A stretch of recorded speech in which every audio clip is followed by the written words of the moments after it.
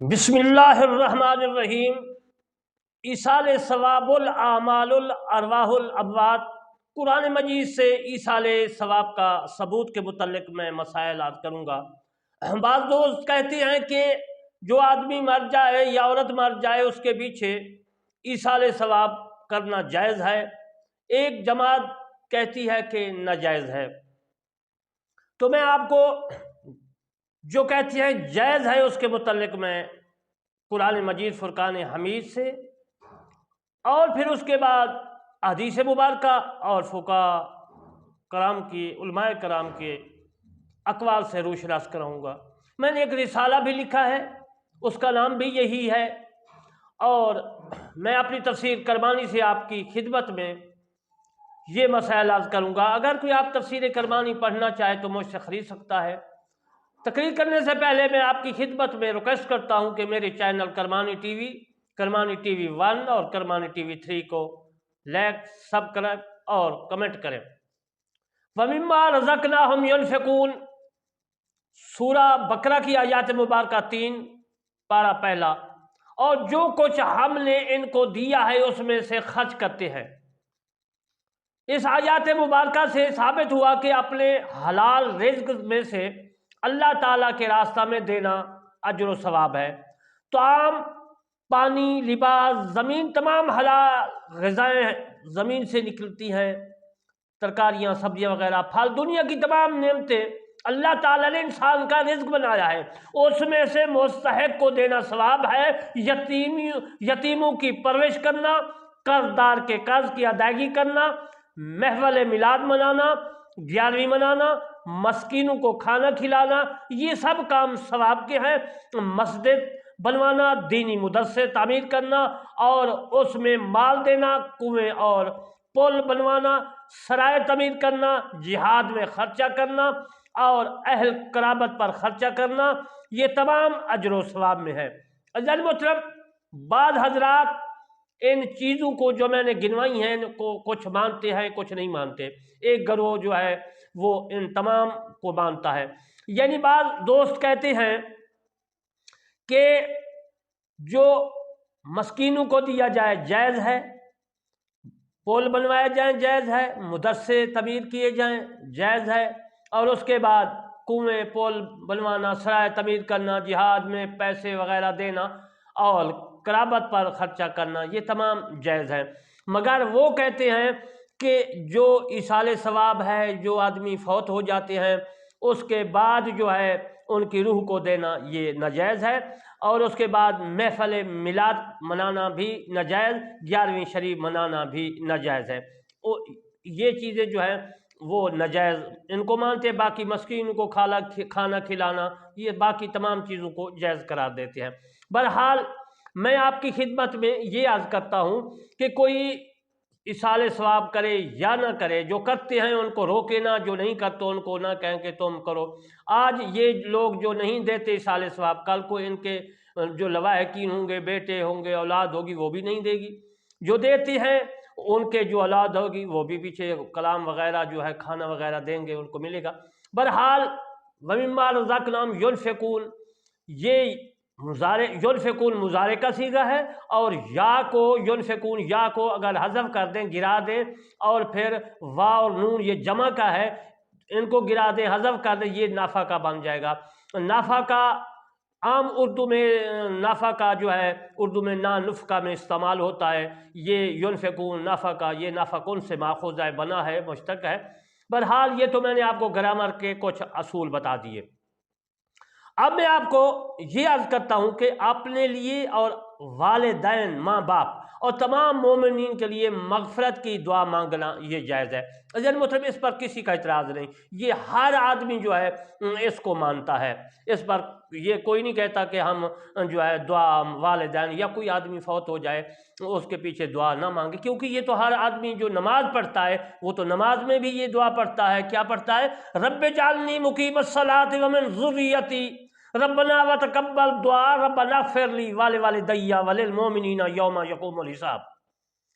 یہ پارہ جو ہے 13 میں آیات مبارکہ ہے، اور سورت ابراہیم آیات نمبر 41 اور 42 میں ہے۔ اس کا ترجمہ میں یاد کر دیتا ہوں اے میرے رب مجھے نماز قائم کرنے والا بنا اور میرے اولاد کو بھی نماز پڑھنے والا بنا۔ اے میرے رب، اے ہمارے رب، ہمارے اللہ، ہماری دعا قبول فرما، مجھے بخش دے اور میرے والدین کو اور تمام مومنین کو، اور جس دن حساب قائم ہوگا۔ یہ دعا ہر مسلمان نماز میں مانگتا ہے، اور یہ دعا نماز کے سوا بھی مانگی جائے تو جائز ہے۔ اور اگر ماں باپ وصال فرما جائیں یا کوئی مسلمان فوت ہو جائے تو اس وقت بھی مغفرت کی دعا مانگنا جائز ہے۔ مثال کے طور پر کسی کے والدین فوت ہو جاتے ہیں، وہ نماز میں جو ہے دعا مانگ رہا ہے، کہتا ہے کہ ربنا اغفر لی ولوالدیا، یا اللہ مجھے بھی بخش، میرے والدین کو بھی بخش دے۔ والدیا کا معنی والدین ہے، میرے ماں باپ کو بخش۔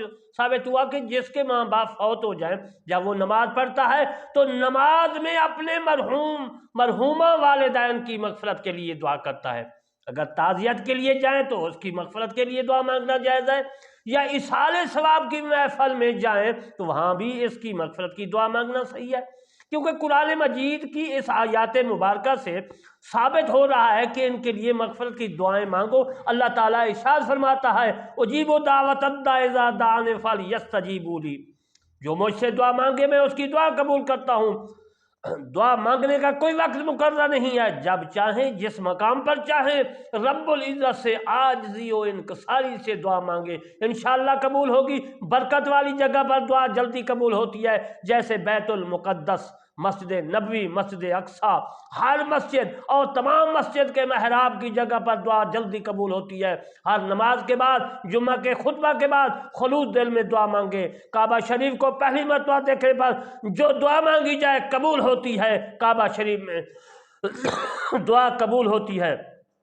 عزیز محترم، میں نے آیات مبارکہ جو پڑھی کہ ينفقون مما رزقناهم ينفقون، بعض حضرات نے اس کے متعلق یہ بھی فرمایا ہے کہ یہ زکوٰۃ کے متعلق ہے۔ بہرحال بعض نے کہا کہ یہ خرچہ کے لیے ہے، یعنی کہ جس طرح میں نے یاد کیا کہ غریب و مسکینوں کو دینا ہے۔ اب میں آپ کو یہ ثبوت دوں گا، مومنین کے لیے فرشتے مغفرت کی دعا کرتے ہیں۔ مومنین فوت ہو جائیں یا مومنین زندہ ہوں، ان کے لیے اللہ تبارک و تعالیٰ کے ملائکہ جو ہیں وہ دعا کرتے رہتے ہیں۔ ثبوت کے لیے میں عرض کر دیتا ہوں قرآن مجید فرقان حمید کی آیات مبارکہ، الذین یحملون العرش ومن حولہ یسبحون بحمد ربہم ویؤمنون بہ ویستغفرون للذین آمنوا۔ آیات مبارکہ جو ہے یہ سورۃ مومن کی ہے، اور آیات مبارکہ 7، 8 اور 9 تک ہے۔ اس کا ترجمہ میں عرض کر دیتا ہوں۔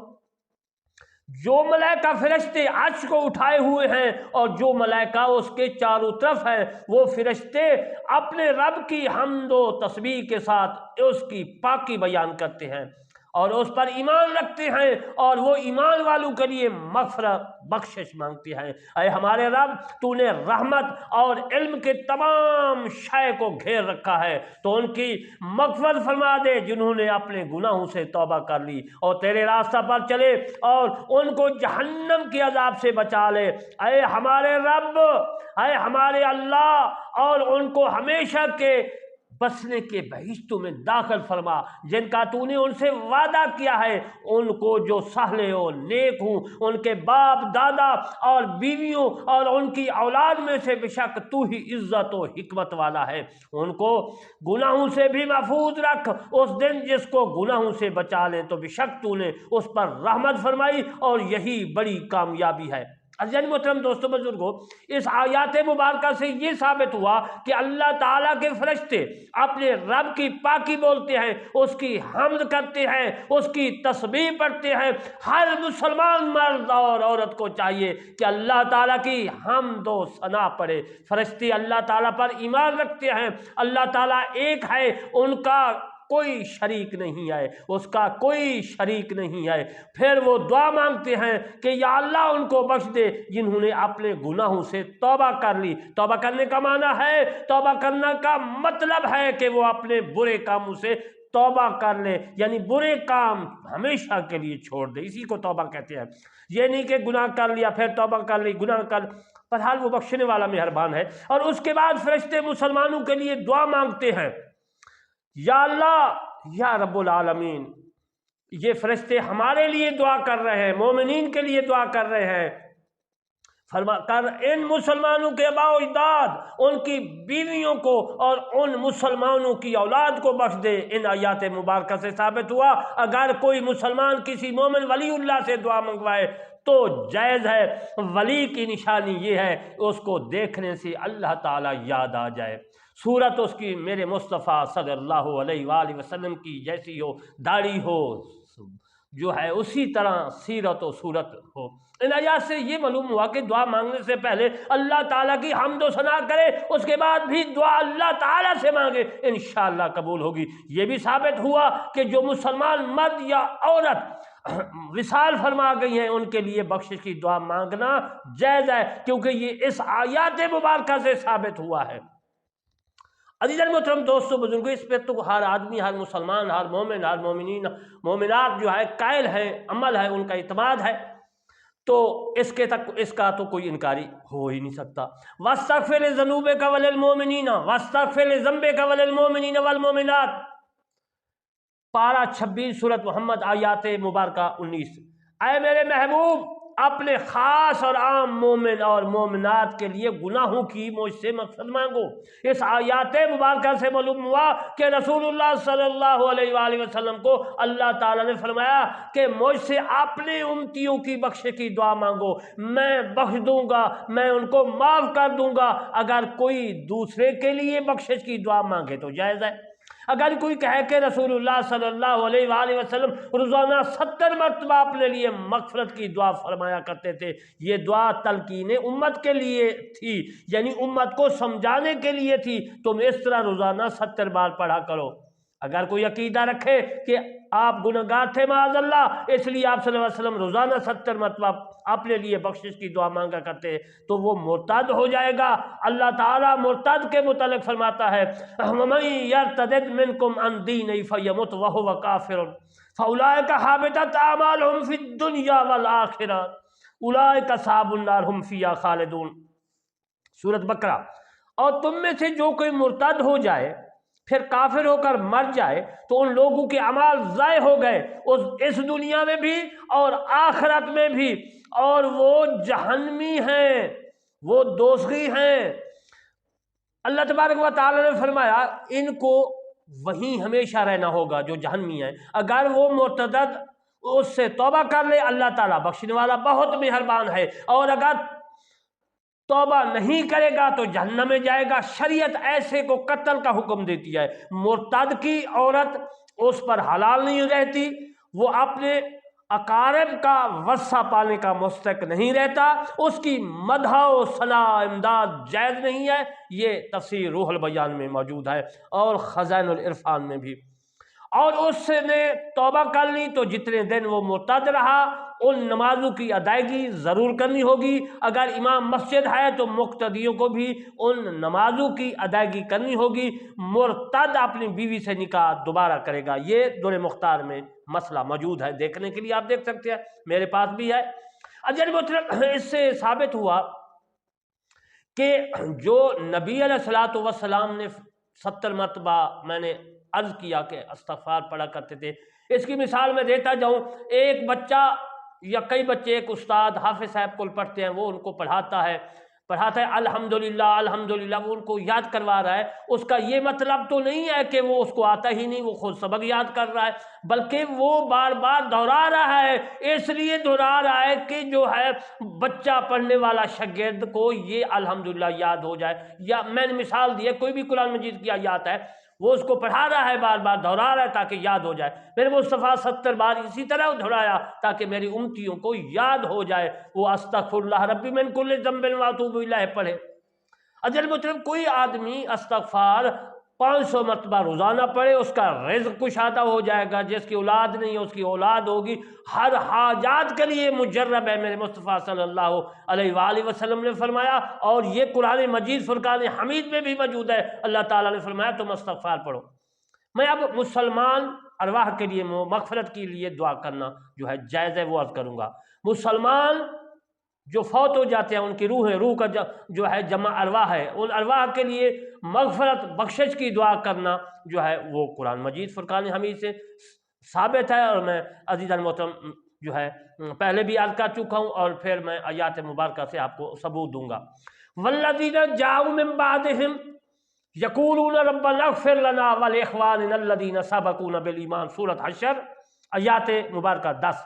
اے ہمارے رب ہماری بخشش فرما اور ہمارے ان بھائیوں کی بخشش فرما جو ہم سے پہلے ایمان میں سبقت کر چکے ہیں۔ اللہ تعالیٰ فرما رہا ہے کہ ایک مسلمان دوسرے مسلمان بھائی کی مغفرت کی دعا فرماتے ہیں، اگر کوئی فوت ہو جائے تو دوسرے مسلمان بھائی ان کی مغفرت کی دعا مانگے۔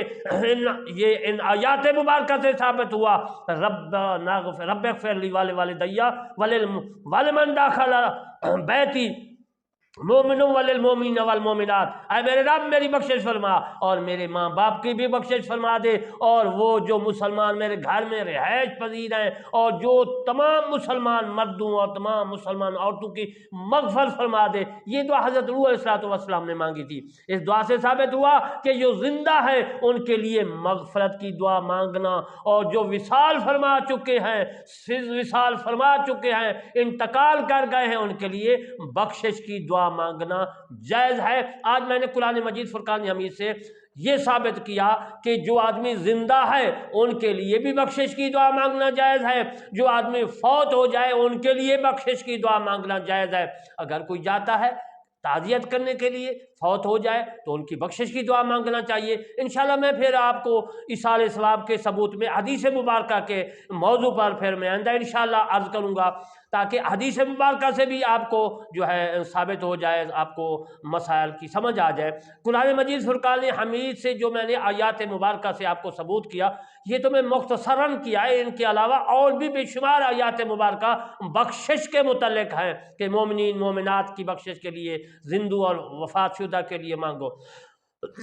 عزیزان محترم، میں آپ کی خدمت میں عرض کرتا ہوں کہ میرے چینل کرمانی ٹی وی اور کرمانی ٹی وی 1 اور کرمانی ٹی وی 3 کو سبسکرائب، لائک، کمنٹ کریں، اور یہ ویڈیو جو ہے اور یہ مسائل جو ہیں آپ تک پہنچے، آگے پہنچے، پھر آگے پہنچے، دوستوں میرے عزیزوں تک پہنچے، ان کو یہ مسائل یاد ہوں، عمل کریں، مجھے بھی ثواب ہوگا، آپ کو بھی ثواب ہوگا، ان لوگوں کو بھی ثواب ہوگا۔ وما علینا الا البلاغ المبین۔